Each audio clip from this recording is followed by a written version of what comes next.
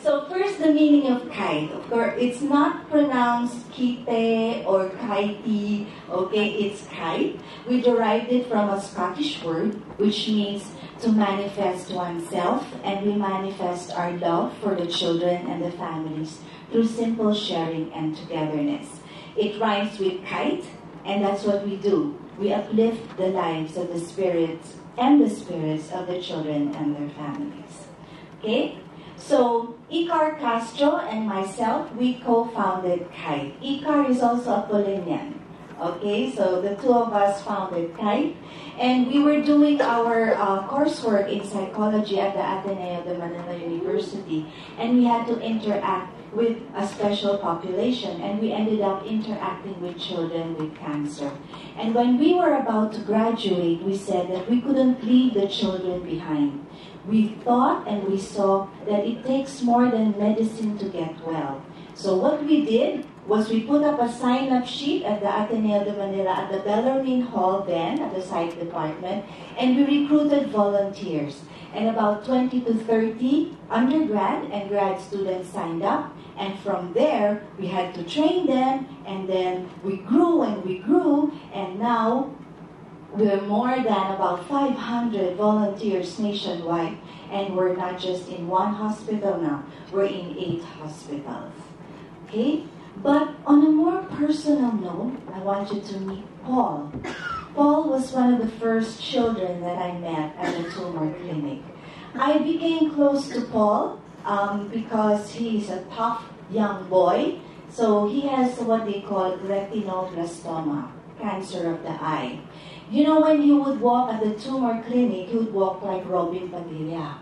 You know, he'd walk this way. Even with that tumor clinic, with that retinoblastoma. And then when you'd ask him, Paul, ano sakit mo? And then he'll say, cancer, bakit? Gusto mo? Wow, toughy. And then I became close to him. You know, I really play with him and all that. You know, actually, the first ever fundraising of Kite was during my birthday, which was February 2. Instead of asking gifts from my friends, I asked, in lieu of a gift, can you please donate for the chemotherapy of Paul? So we had Lugawan, okay? We had Lugawan in our parish. And then I was able to raise about 60 to 80,000. And then we were able to shrink his tumor. But unfortunately, he had to go home to Samar to be with his family because his mom had to go back home. But then a month later, he came back to the tumor clinic. But unfortunately, I didn't see the toughy Paul anymore. When he would go for chemotherapy, when he would give his hand, he would already start crying. So about 2 weeks after that, as I had all my snakes and ladders, board games, and all my paraphernalia for play. And when I went to the tumor clinic, I asked, where's Paul? You know, it was our regular Wednesday date. And then the doctor said, Paul died. So I said, okay. I went home crying. I went home from Quezon City. I rode the bus all the way to Makati, where I live. And then I was crying in the bus, and then I said, I don't want to go back to the tumor clinic anymore. Why will I subject myself to hurt? I'm not a masochist. Do you know what a masochist is? Okay? So I said, I'm not a masochist. I don't want to get hurt and hurt again. He's not even my relative. Why will I invest time in somebody who will just die anyway? But you know, as I was going down, or about to get down from the bus, there was an inner voice that told me, Girlie, if you don't go back, who will take care of the other children? Who will take care of Bet, of Jam? You know, they have this way of repeating their names. Bet, Jam. I said, that's true. You know, that's true. So I found myself going back the next Wednesday, then the next Wednesday. So the weeks turned into months, the months turned into years, and I've been doing this for 25 years already. Okay. Oh, sorry. Go forward. Okay, so what do we do in Kite? We have what we call a child life program, and these are our services. We have an acronym for it. It's PETALS. Let me draw your attention on educate and prepare children. You know, what we do is when a child has to go for X-ray, we explain to them what X-ray is. Let me ask you, what is X-ray? What is X-ray like? If you were to give an analogy, what is an X-ray? It's similar to a camera, okay? So when the child has to go for X-ray, what do you tell the child? When he goes for a picture, what should he or she do? Do you do that when you do X-ray? You have to stay still. You don't pose in the X-ray, right? You have to stay still. Okay, because otherwise the picture will become blurry. Yeah. So that's how we explain medical procedures to children. Okay, and you can use that for your nieces and for your nephews. Okay, so we have PETALS. Okay, next. Okay, and these are our partner hospitals. So if you want to volunteer with us, you can go to any of these hospitals. You can go as far as Davao if you want. Okay, next slide please. And we have embarked on evidence-based practice. Okay, so this is to validate that what we're doing is correct and it has an impact. So it's called Addressing the Psychosocial Needs of Hospitalized Child, the Role of the Child Life Program. Okay, so let me see. Okay, oh no, doesn't work with me. Okay, so we used CDH, child drawing in hospital. So what we did is before we implemented the program at the Philippine Children's Medical Center, we asked the children to draw, okay, and what is their perception of the hospital. And then 6 months into the program, we asked them to draw again. So that's what you call a pre-test and a post-test. Okay? So, next slide, please. Okay, next slide. So this is an example of the pre-test. Sim, 16 years old, has blue rubber glove syndrome. She has boils all over her body. Okay? So she needs blood transfusion almost every other day. So that is her reality. She has the laboratory, she has blood transfusion every other day. 6 months into the program of providing psychosocial support, the child life services to SIV, this is her drawing. There. So you will see her world has changed. I don't think you need a psychology degree to understand that her perception of the hospital has changed. Next slide. This is Joshua, has acute lymphocytic leukemia, ALL. So 6 months into the program, this is his drawing. The lady on the right is our Kite Child Life Coordinator who stays with the child every weekday. Okay? So we ran the results through statistics, and this is what we found out, that we were able to decrease the anxiety of the child at the hospital. And more importantly, next slide, we saw the value of the Child Life Coordinator and the volunteers like you guys maybe in the future. You make an impact in the lives of these children by just playing with them, just being with them for 2 hours a week. Next slide.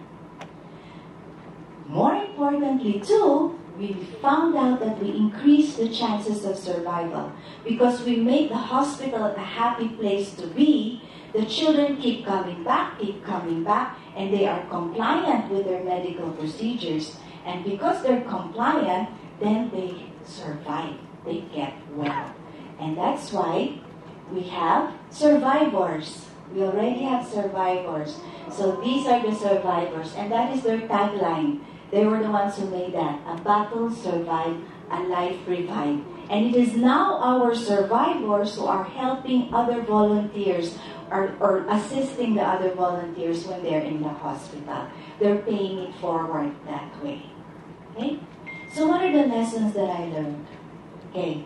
Each encounter with a child is an opportunity to learn more about myself. Okay? One story, this is Bet. You know, I heard Bet died when I was in a conference like this. I was outside the hospital. But I was very close to Bet, just like I was close to Paul. So what I did was, after my talk, I had to rush to the hospital. But I couldn't see where he was. I went to the ward, I went to the room, nowhere, no Bet. You know where I found him? I found him at the morgue. What I did was, without thinking, I went to the morgue, went inside, took out the tray, and I kissed him. Because I could not let him go without saying goodbye. I said, how could have I done that? I don't do that. Normal people don't do that. But why did I do it? I guess if you really love somebody, you would go out of your comfort zone for that person. Next. And it's okay to show your feelings. You know, in our medical world, they say that as doctors, as medical professionals, you don't have to cry. You can't show that you're crying with a patient. But we do. Because we say that we understand you and that we are one with you. So we show empathy.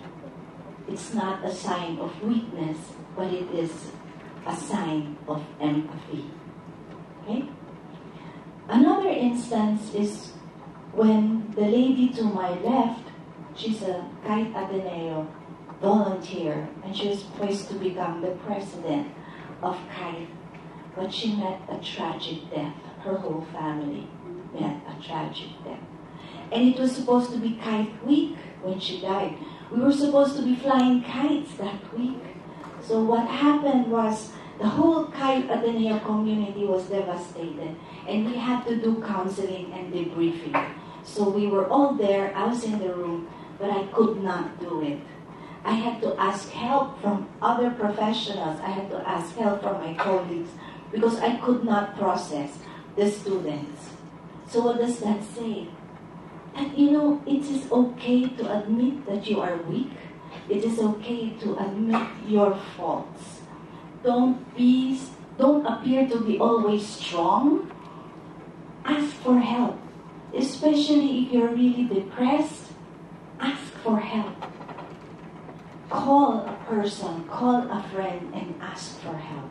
So many suicides could have been avoided if you just asked for help. Again, be humble. Humble enough to admit that you have limitations, that you can't always be strong for others. I am a wounded healer. But what makes me go on and on for 25 years is because I have a personal mission. My personal mission is very clear to me. And this is what I'm asking you. Do you know your personal mission? You're very quiet. Let me help you. If you were to die tomorrow, what would you like to be written on your epitaph, on your tombstone? May I get some volunteers? Can you complete the sentence? Here lies, state your name, he, or she rather, because there are no boys here, she, what? Can I get one or two volunteers? Just state your name, and how do you want to be remembered?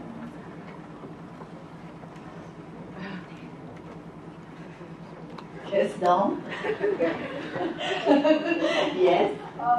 Here lies Dominic Kite. She was a person who made other people happy. Okay, let's clap for Dom. Okay. Can I get one more? Yes. Here lies Scarlett Tua. She left a mark for you to continue the next generation to see Christ. Okay. One more. From this side. One more. No more? Going? Going? Gone? Okay. This is a simple exercise for you to determine your personal mission. Why? Because let's take the example of Dom. She wants to be really remembered as a person who wants to keep people happy. So that means from this time on, everything that she will do, everything that she will say, should be towards making other people happy. Do you understand? Yes. So, with me, this is my personal mission. Here lies Fatima, also known as Girlie. She cared for children in hospitals, always and in all ways. Thank you.